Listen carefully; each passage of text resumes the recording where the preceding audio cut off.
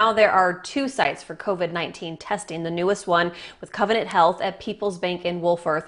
KMAC's Kelsey Pittman was there as it opened up. Kelsey, how did it look today? Today is the opening day for Covenant's drive-up clinic for COVID testing, and it's been a pretty steady flow. So what you'll do is you'll come out here to People's Bank Stadium, you'll drive up through the south entrance, and that's when the testing will start. It allows us to continue to care for patients, but it lowers their risk a little bit. So they're able to stay in the car, they're not getting exposed to other people.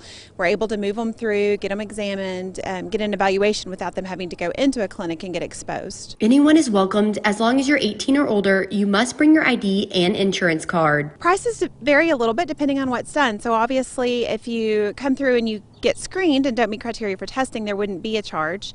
If you needed additional testing like the strep throat, things like that, there's charges that come with that. A medical expert will ask you some questions to see if you're a candidate for testing. If you get tested before you have symptoms, especially if it's very early on in the infectious stage, it may not come positive. And that's one of the reasons we're focusing on screening people who are symptomatic, because even if you've had a known exposure, say that was yesterday or the day before and you don't have symptoms yet, we may do that screen, it may come back negative. The clinic will be open 7 days a week, but closed on Easter, and it will take about 15 to 30 minutes to finish all the testing. You get screened and you have a negative test. This test is not 100%, and so you still need to be taking those precautions to avoid exposing other people.